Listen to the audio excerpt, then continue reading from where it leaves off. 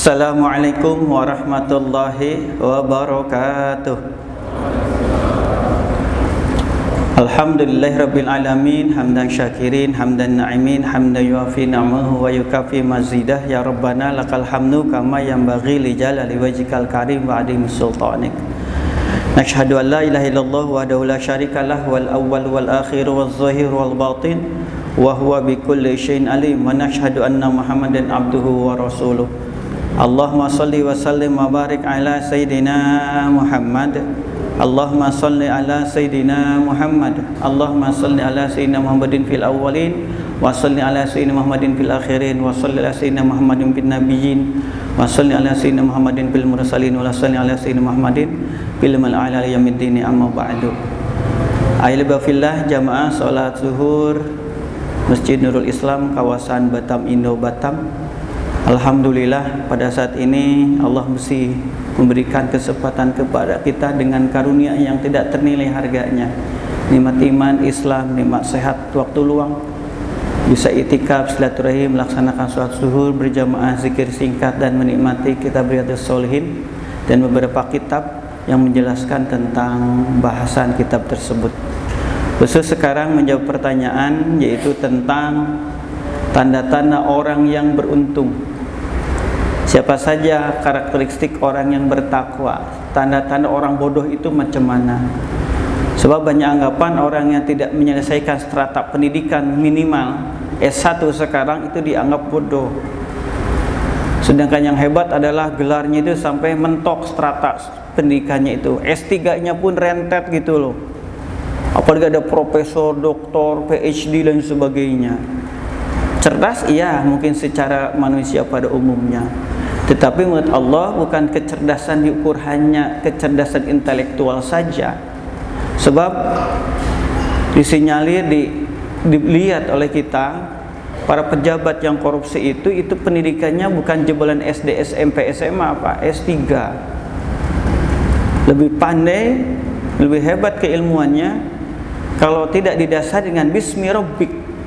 Iqra, bacalah Rasulullah, pelajari, pahami tentang ayat-ayat Allah yang tertulis itu Al-Quranul Karim, dan ayat Allah yang tidak tertulis itu kauniyah ini, bismi rabbik, dengan nama Tuhanmu, artinya berlandaskan takwa. Makin pandai, makin hebat, makin canggih teknologi yang dipegang, kalau tidak berlandaskan ketakwaan akan menjadi alat kejahatan. Orangnya makin jahat, lebih jahat dari binatang apapun di muka bumi ini. Karenanya kita akan menikmati orang yang beruntung, orang yang Allah sayangi adalah orang yang zabil ukul.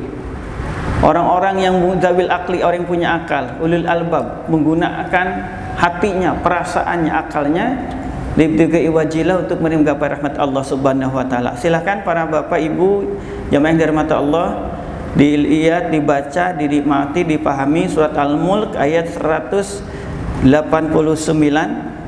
dan sampai ayat 191 dan selanjutnya kalau cukup waktunya. Saya hanya menerjemahkan saja, sebab ini adalah tanda-tanda orang beriman. Jadi orang beriman yang sebenarnya itu tidak lepas dari melakukan 3 hal. Pertama adalah senantiasa berzikir kepada Allah. Yang kedua adalah menggunakan akalnya, senantiasa berfikir. Yang ketiga adalah ikhtiar li talabi fadlillah, berusaha untuk mendapatkan karunia Allah Subhanahu wa taala dengan tujuan libtigha'i wajhillah, untuk meraih menggapai rahmat ridha Allah. Jadi seorang muslim tak boleh lepas kesadaran dari 3 hal: berzikir, berfikir, ikhtiar ataupun usaha untuk mendapatkan ridha Allah. Ini diringkas oleh Allah, demikian hebatnya Al-Quran ini, hanya beberapa ayat. Bismillahirrahmanirrahim.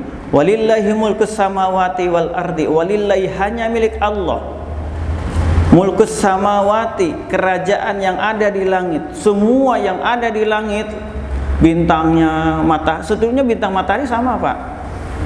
Bintangnya, kalau orang awam bilangnya mataharinya, planetnya, dan makhluk-makhluk yang memang kita banyak yang nggak tahu tentang apa yang di atas langit itu. Termasuk burung tentunya, termasuk kejadian hujan. Wal ardi, dan kerajaan di bumi. Wallahu ala kulli syai'in qadir, dan Allah itu ala kulli syai'in qadir, terhadap segala sesuatu qadir, maha berkuasa. Ini jadi landasan seorang beriman senantiasa ingin taat kepada Allah. Sebab sumber kebahagiaan itu dasar hakikatnya ingin dekat kepada Allah, ingin disayang oleh Allah. Sebab seorang mukmin meyakini bahwasanya semua yang ada, makhluk yang ada di langit dan bumi ini adalah hanya milik Allah. Maka mintalah kepada Allah, Allah pasti memberi.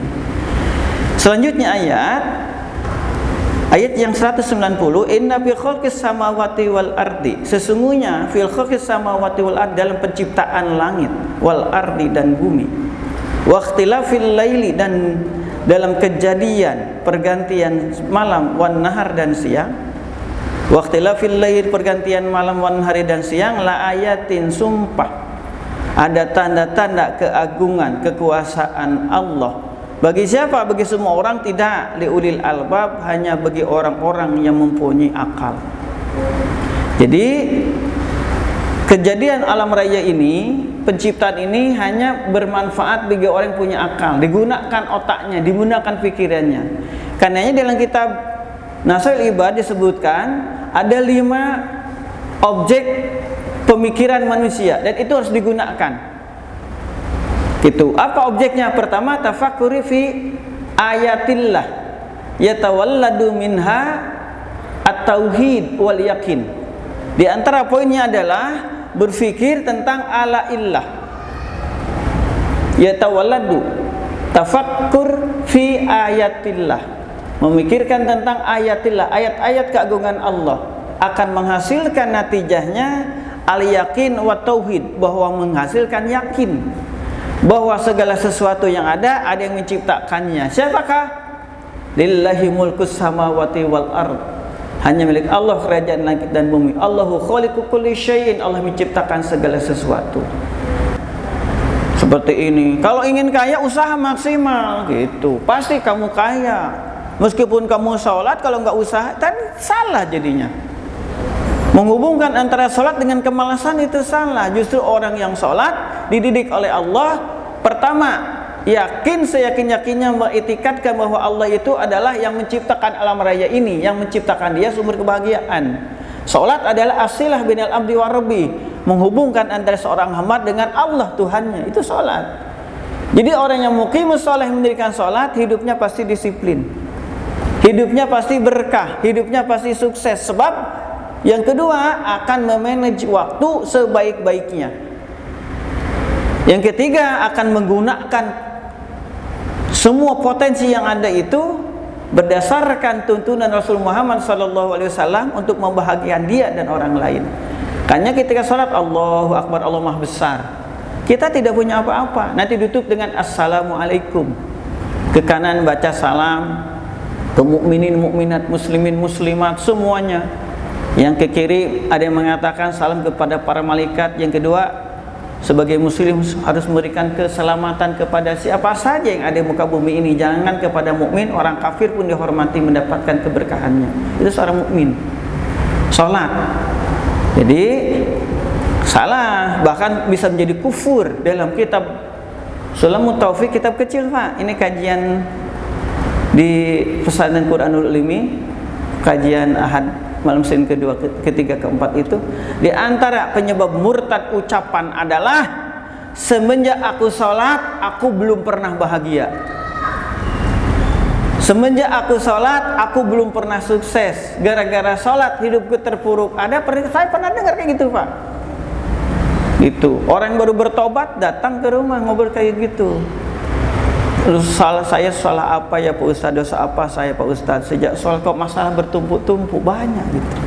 Kita koreksi, Bu, sholat itu pertama hubungan kita dengan Allah, mohon ampun kepada Allah.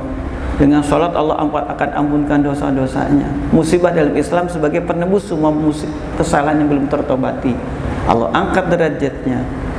Kalau tahu tentang keutamaan sholat, maka orang tidak akan cepat menyelesaikan sholat. Sebab dia berhubungan dengan Allah yang memiliki langit dan bumi, memberi tanpa diminta. Ketika diminta, Allah memberi melebihi apa yang diminta. Itu Allah. Kita teruskan Pak ya, ini panjang peluasannya karena kita waktunya singkat. Jadi jaga sholat 5 waktu, dan itu kunci kita mendapatkan kebahagiaan. Jadi jemaah yang dirahmati Allah Subhanahu wa taala, balik lagi. Jadi hati-hati dengan ucapan. Sesungguhnya penciptaan langit dan bumi dan pergantian malam dan siang, sumpah ada tanda-tanda keagungan Allah bagi orang yang berakal. Siapakah orang berakal itu? Orang yang Allah akan masukkan ke surga, digunakan semua potensi untuk mendapatkan ridha Allah. Pertama, alladzina yazkurunallah, orang yang senantiasa zikir kepada Allah Subhanahu wa taala. Zikir setelah sholat, misalkan setelah sholat baca istighfar, astagfirullah wa atubu ilaihi, la ilaha illallah syarikalah, lahul mulku wa lahul hamdu wa huwa ala kulli syai'in qadir. Dan juga dengan Allahumma anta salam wa minka salam wa alaika idus salam fa inna rabbana salam wa adkhilna jannata darussalam tabarakta rabbana wa ta'ala ya dzal jalali wal ikram. Tetaplah Rasul tasbih 33 kali, subhanallah, tahmid alhamdulillah 33, takbir 33, Allahu akbar, tutup dengan la ilaha illallah syarikalah, lahul mulku wa lahul hamdu yuhyi wa yumiitu wa huwa ala kulli syai'in qadir genap 100. Kebaikan pahala upahnya adalah pahalanya Allah ampunkan dosa-dosa muslim tersebut meskipun dosanya sebanyak buih di lautan. Amalan kecil ikhlas dilaksanakan, upahnya besar. Itulah maha karimnya Allah. Jadi ulama mengatakan zikrullah alamatul mukmin. Zikir itu tanda orang beriman. Sebab orang munafik itu la yazkurunallaha illa qalilan. Tidak berzikir kecuali sedikit, itu pun ogah-ogahan. Itu pun kalau ada butuh. Istri susah melahirkan, 3 hari 3 malam bukaan 2.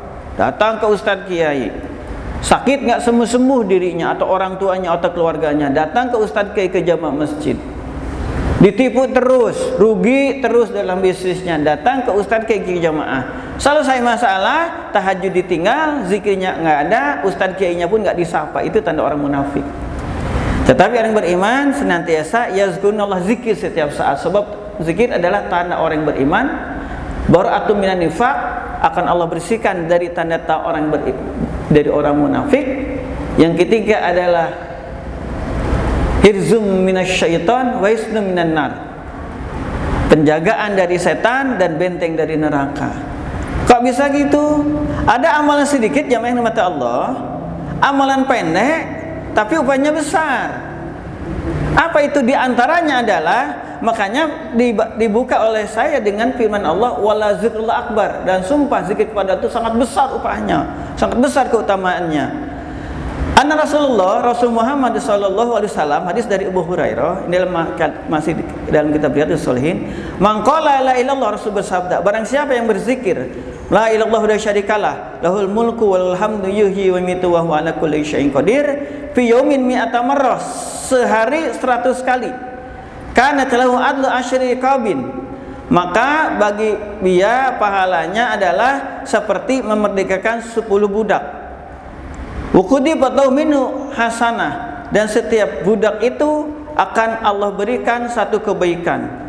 Jadi Allah berikan seperti memerdekakan 10 budak, satu budak akan Allah berikan satu kebaikan. Wa muhiyat anu mi'atu sayyi'ah, Allah akan hapuskan 100 dosa-dosanya. Jadi sabda Rasul tersebut, barang siapa mengucapkan la ilaha illallah syarikalah, lahul mulku wa lahul hamdu wa huwa ala kulli syai'in qadir, Allah berikan pahalanya sama dengan memerdekakan 10 budak. Allah catat bagi dia 100 kebaikan. Sekali lagi, mi'at hasanah, 100 kebaikan, dan dihapus 100 kesalahan kejahatannya. Wa kana lahu hirza minasyaiton yaumahu zalika hatta yumsi, maka zikir itu menjadi benteng penjaga dari godaan setan sampai dia sore hari. Walam ya'ti ahad bi afdhala mimma ja'a bihil illa rajulun amila aktsara minhu, tidak ada bisa menyaingi zikir ini, amal ini, kecuali orang yang lebih banyak zikirnya. Hanya sedikit Pak, lalu syarikalah, lahul mulku wa lahul hamdu wa ala kulli syai'in qadir. Makanya ketika ada yang datang ke rumah satu rahim tamu, zikir yang saya wajibkan baca ini minimal 10 kali setelah subuh, 10 kali setelah maghrib. Tapi saya sarankan 100 kali setelah subuh, 100 kali setelah maghrib atau setelah asar. Sedikit Pak, memang waktu yang kita gunakan enteng, tapi upahnya besar, asal dasarnya ingin mendapatkan dari rahmat Allah Subhanahu wa taala. Hadis yang kedua, singkat saja tentang keutamaan zikir. Wa an Abi Ayyubil Ansari, dari Abi Ayyub Al Ansari, Anin Nabi SAW, dari Nabi Muhammad SAW, qala bersabda beliau, man qala ila Allah wahdahu la syarikalah lahul mulku wal hamdu wa huwa ala kulli syai'in qadir 10 kali, kana kaman a'taqa arba'ata anfus min waladi Ismail. Orang yang mengucapkan zikir ini, la ilaha illallah wahdahu la syarikalah lahul mulku walul hamdu wa huwa ala kulli syai'in qadir 10 kali, seperti orang memerdekakan 4 budak dari keturunan Ismail alaihi salatu wassalam. Itu di antara keutamaan zikir. Kadanya ini adalah tanda orang yang beriman kepada Allah. Yang kedua adalah tafakkur. Tafakkur adalah menggunakan akal. Akan sampai kepada Allah apabila akalnya digunakan. Karenanya dalam kitab Nasuhil dikatakan berfikir itu dalam 5 objek. Di antaranya berfikir tentang fi ayatillah, tentang ayat-ayat Allah. Kekuasaan Allah akan menghasilkan keyakinan bahwa yang menciptakan itu hanya Allah. Yang kedua, wa tauhid, akan menimbulkan makrifat kepada Allah Subhanahu wa taala, bahwa sumber kebahagiaan itu ada dekat kepada Allah, sumber kecelakaan itu adalah ketika jauh dari aturan Allah Subhanahu wa taala. Yang kedua adalah tafakur fi alaillah, mentafakuri tentang nikmat-nikmat Allah, akan menimbulkan, akan menghasilkan adalah asyukur wal mahabbah, rasa terima kasih, bersyukur dan lebih cinta kepada Allah Subhanahu wa ta'ala. Itu tafakur, dan 5 hal. Tapi Rasul memberikan satu pelajaran bagi kita, tafakkaru fi ayatillah wala tafakkaru fi zatillah, tafakkaru fi khalqillah wala tafakkaru fi zatillah. Kamu harus memikirkan tentang makhluk-makhluk Allah, tapi kamu jangan memikirkan tentang zat Allah, sebab tidak akan sampai, fatahku akan hancur. Yang terakhir, tanda orang yang bertakwa, beriman itu adalah yang mempunyai akal. Yang ketiga adalah dengan senantiasa ikhtiar untuk mendapatkan ridha Allah. Rabbana ma khalaqta hadza batilan, Tuhan kami, ya Tuhan kami, tidak Engkau menciptakan alam raya ini, semuanya makhluk ini batilan, dengan sia-sia. Tidak bisa mengucapkan seperti itu kecuali orang sudah menggunakan akalnya. Bapak, apapun yang ada di muka bumi ini mempunyai faedah manfaat, semua adalah fasilitas bagi manusia khususnya dan jin untuk dekat kepada Allah. Sebab Allah telah memberikan tugas kepada kita, wa ma khalaqtul jinna wal insa illa liya'budun. Tidaklah saya menciptakan jin dan manusia kecuali untuk beribadah kepada-Aku. Wa ma khalaqtul jinna wal insa illa liya'budun. Tidaklah saya menciptakan jin dan manusia kecuali untuk ibadah kepada-Aku. Ini garis bawahi bahwa tujuan hidup kita adalah untuk beribadah, menyembah Allah Subhanahu wa taala, tunduk taat kepada Allah, dan tujuan akhirnya adalah untuk mendapatkan ridha rahmat Allah Subhanahu wa taala. Jamaah dari mata Allah, sekian, waktunya sudah cukup. Dengan membaca, mentafakuri surat Ali Imran ayat 189 dan ayat 191, maka akan menjadikan seorang mukmin yang sejati. Allah berikan pemahaman yang sangat bagus. Ditutup dengan Rabbana ma khalaqta hadza batilan, subhanaka maha suci Engkau ya Allah, faqina maka jauhilah kami ya Allah azabanna, dari api neraka. Mudah-mudahan keluarga kita, jemaah kita dijadikan keluarga yang diberkahi oleh Allah Subhanahu wa taala, dijadikan akal pikiran kita untuk jadi jalan sampai kepada Allah Subhanahu wa taala. Nikmat yang Allah kurniakan kepada kita menjadi jalan untuk mendapatkan keberkahan dari Allah. Allahumma shalli ala sayyidina Muhammad amin ya Allah ya rabbal alamin. Allahumma ighfir lana dzunubana wa liwalidina wa kama rabbana saghara. Faqil muslimin sallallahu alaihi Muhammad rabbana atina fid dunya hasanah wa fil akhirati hasanah wa qina adzabannar. Allahumma sallimna wal muslimin wa afina wal muslimin wa qina min syarri ma dunya waddin. Wa sallallahu sayyidina Muhammad walhamdulillahi rabbil alamin. Subhanakallahumma wa bihamdika asyhadu an la ilaha illa anta astaghfiruka wa atubu ilaik. Assalamualaikum warahmatullahi wabarakatuh.